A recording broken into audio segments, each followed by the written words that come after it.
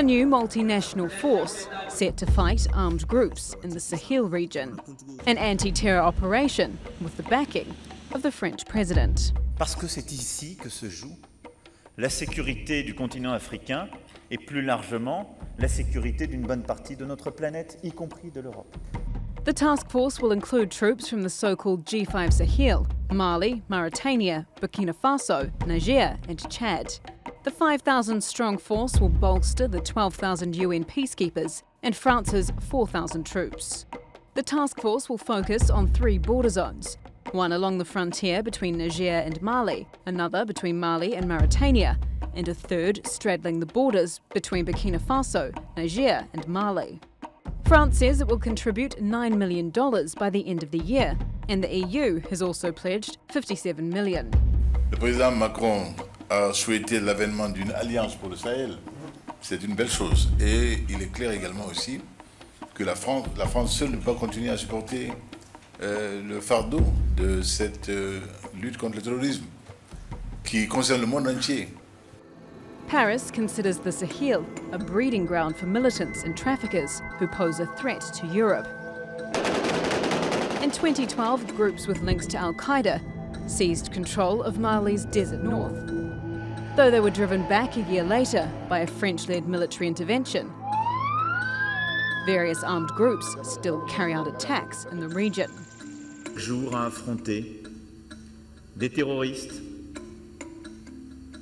des voyous, des assassins, dont nous devons oublier le nom et le visage, mais que nous devons, avec constance, détermination, tous ensemble, éradiquer. Éradiquer parce qu'ils le font aujourd'hui, au nom de la division des peuples.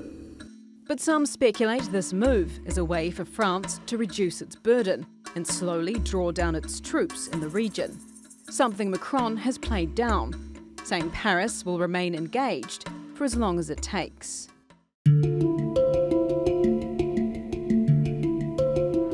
When Macron came to power, he brought hope that he would have a different approach to French-African relations, with a focus on helping African nations to help themselves through tangible economic development. A message he brought to last week's G20 summit in Hamburg. But there has been social media backlash at some of his comments during a press conference, where he said that the problems in Africa are civilizational. C'est par le biais d'une gouvernance plus rigoureuse, de la lutte contre la corruption, d'une lutte pour la bonne gouvernance, d'une transition démographique réussie. Quand des pays ont encore aujourd'hui 7 à 8 enfants par femme, vous pouvez décider d'y dépenser des milliards d'euros, vous ne stabiliserez rien.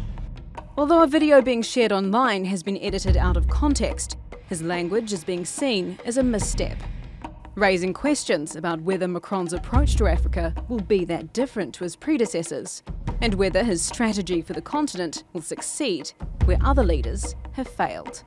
Yvette McCullough, The Newsmakers. Well, to get more on this, I'm joined now from Paris by Anne Le Breton. She's a deputy mayor of a district in Paris and a member of the French president's En Marche party. In Washington, D.C., Camisa Camara, she's the founder and co-chair of the Sahel Strategy Forum. And in Malta's capital, Valletta, we have Abdulkadir Abdulrahman. He's a peace and security analyst specializing in the Sahel and North Africa region. Gentlemen, thank you very much, Mr. Abdulrahman, and ladies, thank you very much for joining us. Let me begin with you, Anne Le Breton.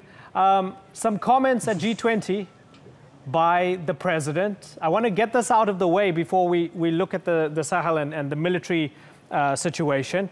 His comments about Africa and the fact that women who have 7 or 8 kids are exacerbating the problem, the fact that some of Africa's problems are civilizational. Was that a big mistake from the French president, Anne?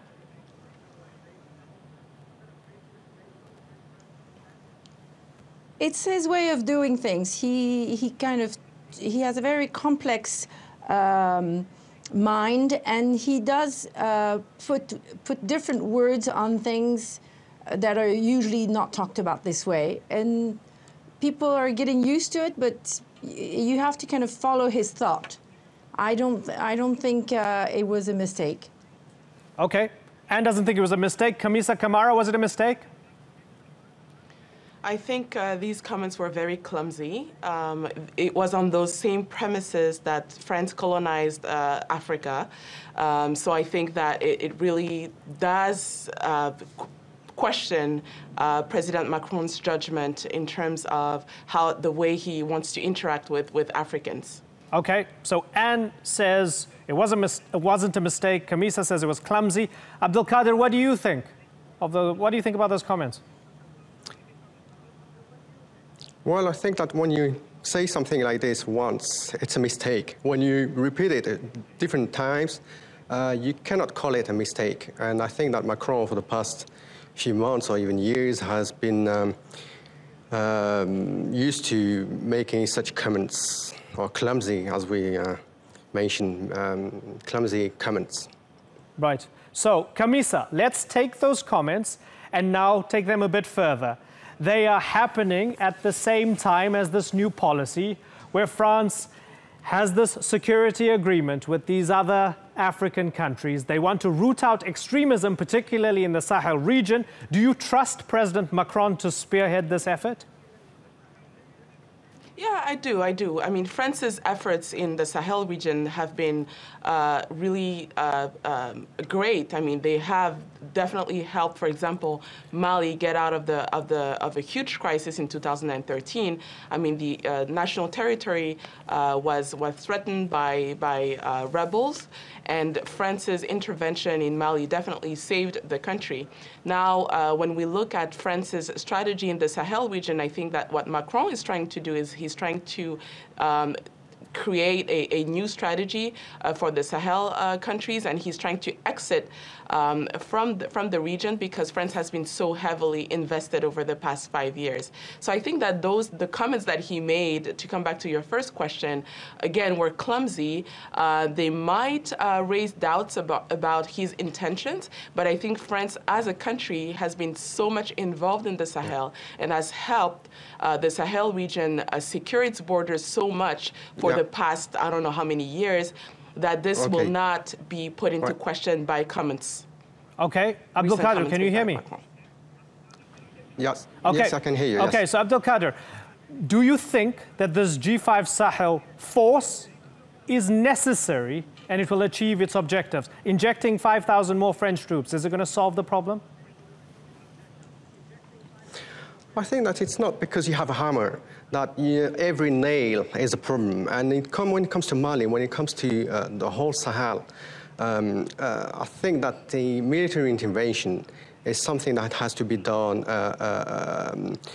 to be well thought before doing. I mean, as it was said, it is true that military intervention, French military intervention in 2013 was necessary. Yet, what have been the results so far? This is something we have to ask. The question is, why is the French military so present in the region? The question we have to ask, do the French want to fight terrorism? Do they really want to defeat terrorism? Or is there something behind this? And I think, in my view, the question is, what is at stake in the region for France? This is the first thing. The second thing, I think that when it comes to the G5, it's only a duplication of what has been done in the past in the Sahel or in the region. We have to remember that a few days before the G5 was launched, the African Union launched the Nouakchott process. Right. And at the end of the day, we have to ask, what is the G5 for? Okay, so what is the G5 for, Anne Le Breton? Is it really necessary? Do those countries like Burkina Faso, Chad, Mali, Mauritania, and Niger need France? Do they need France to solve their problems?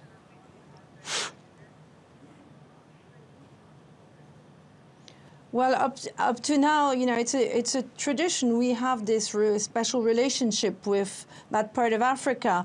And I think definitely Emmanuel Macron, it's also because of his generation, will be more onto moving into a different kind of relationship, maybe, you know, breaking away from all the old networks. He's definitely somebody who believes that Africa is, a real chance for peace, and that the development of Africa is a key element of our own stability. So we're going to have maybe a more modern relationship with Africa. Camisa, there's a theory that this little boost is to win before pulling out. So this is a little spike before ultimately withdrawing from all the bases, all the historic military relationships in that part of Africa. Does that sound reasonable to you, Camisa? Not really. I think the G5 Sahel should be seen as a local initiative. It is a local initiative that has been backed by France, and France has been the architect of the UN resolution that was presented to the UN Security Council to allow those local forces to be deployed in the Sahel region. So the G5 Sahel is definitely a local initiative backed by France. It should be seen that way. Is it a necessary force? It is. I think that the UN mission in Mali has a specific role. The Operation Barkhane in Chad has a specific role. Now the G5 Sahel will be manned with local troops that are not considered UN peacekeeping forces. There are considered local troops that are requesting support from France and other donors. And I think France in this case is considered as more of a donor and a big brother than anything else. Yeah, well, I've been reading some reports that says that some of these countries might rehat existing peacekeepers. So that's a bit of a cosmetic shuffle, if you like. Be that as it may. Camisa, let me ask you. You have porous borders. While the current trouble, the main trouble, might be centered in Mali, the trouble is all around the region. You have these groups that don't have a particular geography. They're not like, say, ISIS in Iraq or Syria. They don't have a town or city as strongholds, right? So with all of that in mind, aren't you afraid that the French military is going to get sucked into a quagmire from which it can't untangle? I don't think so. I think France's mission in the Sahel is pretty clear. It's just that when you look at Operation Barkhane, for example, or the UN mission in Mali, these forces do not have a specific mandate that allows them to tackle terrorism in the Sahel region. The new G5 Sahel has that mandate and will work in those borders to tackle terrorism specifically. I think that there have been some additional development components to the G5 Sahel, but really its main mission is to tackle terrorism. So yeah, is it a useful mission? It is. Are the troops going to be reassigned? They might be, because those countries cannot be invested in the Operation Barkhane, in the UN mission and in the G5 Sahel as it currently stands. But I think, again, the G5 Sahel is a local initiative that needs to be supported by those countries who want to secure their borders, and they are taking ownership of their own security. Okay, Abdelkader Abdurrahman, are you convinced by any of that? Not at all, not at all. Firstly, concerning Macron, I think we must be careful not to be fooled by the French president. The French president has done a great work presenting a very lovely, hype, or perhaps even exotic image. French President Macron is a young, charming, good-looking man. He's married to a lady who is 20 years older than him, and all this is part of the package deal. It is a way to present himself as someone new, someone who is bringing a new policy. But at the end of the day, he's representing a country. He's representing his country. And with its own interests in the Sahel and in the whole region. Now, concerning the G5, I think that one thing that strikes me is that last week, for instance, the ministers of interiors of Portugal, Spain, and Morocco, as well as the French ambassador, met in Sevilla. And we're talking about they met to discuss the issue of Sahel, questions of terrorism, crime, drug trafficking, etc.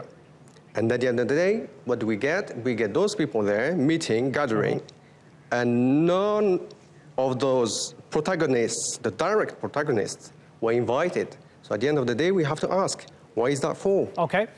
Let me ask Anne then. Anne, your anti-establishment candidate who promised change is doing the same old thing his predecessors did. That's what Abdul Qadir is saying. Is that unfair?